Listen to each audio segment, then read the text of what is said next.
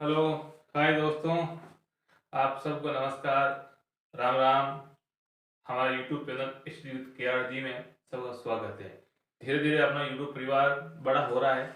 इसके लिए आप सब लोगों को धन्यवाद कि आप इसको अधिक से अधिक संख्या में लाइक, सब्सक्राइब और शेयर करें ताकि अपना परिवार और बड़ा हो जाए और हमें इसके लिए हौसला मिले। तो आप इसको अधिक से अधिक संख्या में अपने यार मित्रों, पारिवारिक सदस्यों के साथ इसको और शेयर करें ताकि अपना परिवार और बड़ा हो जाए।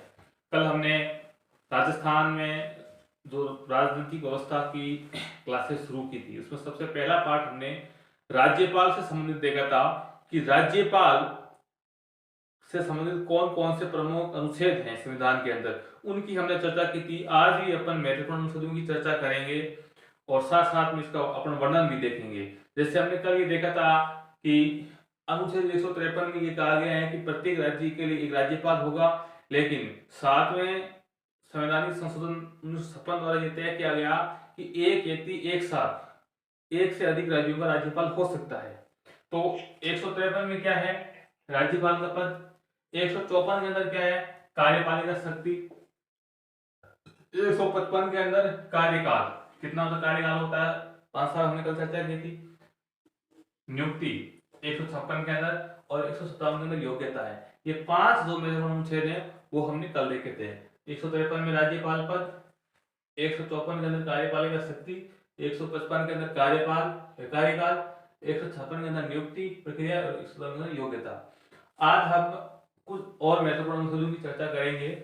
इसमें सबसे पहले 1958 है, सॉरी 158 के अंदर क्या है? राज्यपाल बनने के लिए क्या क्या शर्तें हैं, यानी किन किन शर्तों का होना आवश्यक है। पहली शर्त यह है कि आप एमएलए एमपी के पद पे नहीं रह सकते। यानी अगर कोई राज्यपाल है, राज्यपाल नियुक्त हो जाता है तो उसको शपथ लेने से पहले अपने पद से त्याग पत्र देना पड़ता है। वो एमपी एमएलए के पद पे नहीं रह सकता। और ये तो सबसे अभी चर्चित है। अभी कुछ दिनों पहले राजस्थान के विधानसभा के अंदर जो उदयपुर से एमएलए आते हैं, गुलाब चंद जी कटारिया, तो गुलाब चंद जी कटारिया को असम का राज्यपाल नियुक्त किया गया था। तो उन्होंने राज्यपाल की शपथ लेने से पहले अपने पद से इस्तीफा दिया था और उसके बाद उन्होंने शपथ ली थी। यानी अनुच्छेद 158 के अंदर जो शर्तें हैं उसमें ये लिखा गया है कि राज्यपाल जो होता है वो किसी भी लाभ के पद पे नहीं रह सकता। आप एमएलए एमपी के पद भी नहीं रह सकते। ये लाभ का पद क्या होता है इसकी अपन चर्चा कभी और आगे करेंगे। एक और शर्त है कि इसके वेतन भत्तों में कभी कमी नहीं हो सकती। यानी जितना वेतन इसको मिल रहा है, राज्यपाल के वेतन में कभी कमी नहीं हो सकती। हाँ, इसके समय समय पर इसमें बढ़ोतरी होती है। जैसे वर्तमान में 3.5 लाख रुपए राज्यपाल को मिलते हैं, पहले उससे कम थे, 1,10,000 थे, फिर इतना हो गया, और भी आगे चेंज होंगे तो बढ़ सकते हैं लेकिन कम नहीं हो सकता।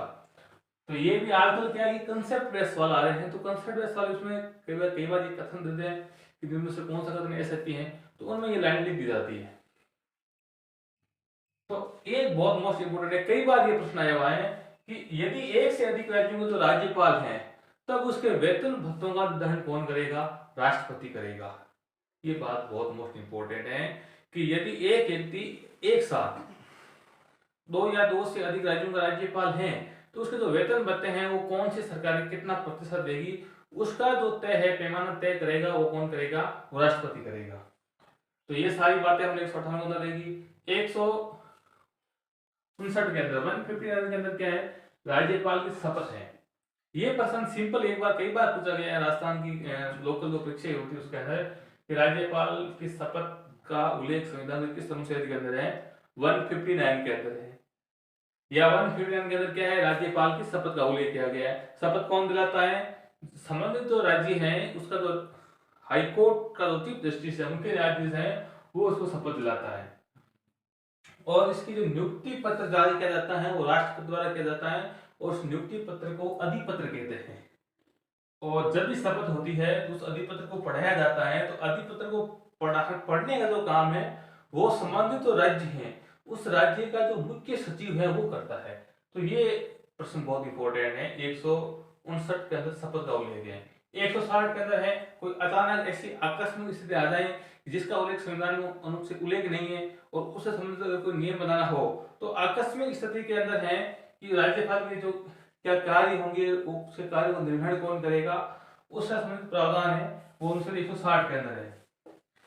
161 अनुच्छेद है, ये बहुत मोस्ट इंपोर्टेंट है। देखो 159 और 161 यानी 159 और 161, ये बहुत इंपॉर्टेंट है। 159 के अंदर क्या है, शपथ है, और 161 के अंदर है समाधान शक्तियां। देखो समाधान शक्तियां राष्ट्रपति की भी होती है और इसकी भी है, राज्यपाल की भी है, लेकिन थोड़ा सा अंतर है। देखो दो मामले में, विशेषकर दो मामलों में बड़ा अंतर है।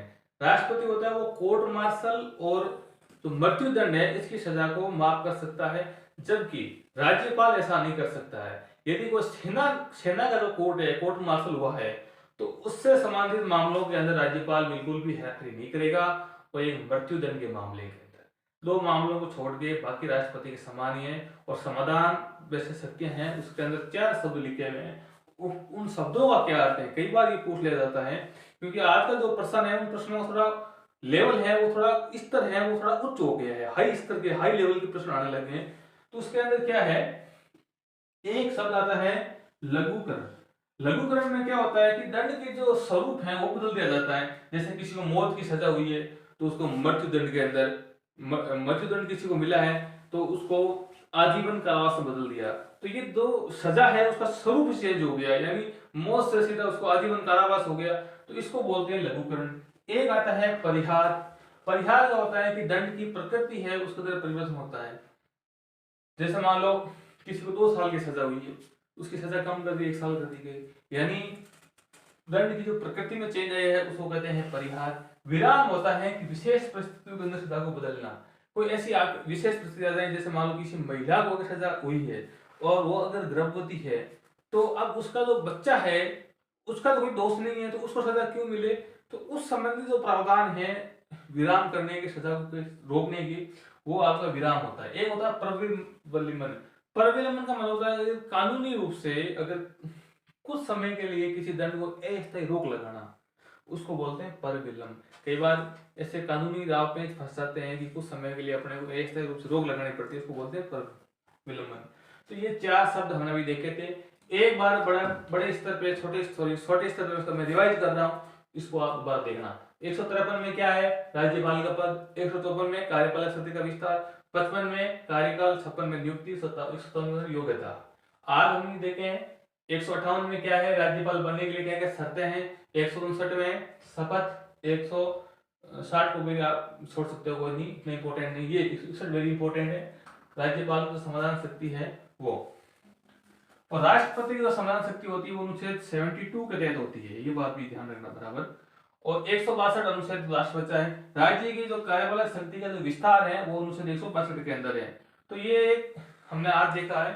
अभी आप इसका बिल्कुल आप इसका स्क्रीनशॉट ले सकते हो, मैं थोड़ा साइड में हो जाऊंगा, आप इसका स्क्रीनशॉट लें और अपनी कॉपी के अंदर इनको एक एक शब्द बिल्कुल आप अच्छे से आप इसको मेंटेन कर सकते हो, ताकि आप इसको बार बार रिवाइज करें। तो आप इसको एक बार इसका स्क्रीनशॉट ले लें और अपनी कॉपी के अंदर एक रेगुलर रूप से आपके इस क्लासें आएगी तो आप बिल्कुल नोट्स बना सकते हो। पॉलिटिकल को तो राजस्थान में जो राज्य व्यवस्था है उसको अपन डिटेल से बिल्कुल पढ़ेंगे। कोई भी परीक्षा राजस्थान संबंधित भले हो, आपके एलडी से लेकर आरएस तक का हो, कोई भी आपका प्रश्न गलत नहीं होगा। बाकी बातें अपन और करते रहेंगे, लेकिन आपसे आज से विदा लेने का से पहले मेरी रिक्वेस्ट है कि प्लीज हमारे चैनल को आप अपने यार दोस्तों से अधिक संख्या में सब्सक्राइब कराएं। धन्यवाद। राम राम, नमस्कार।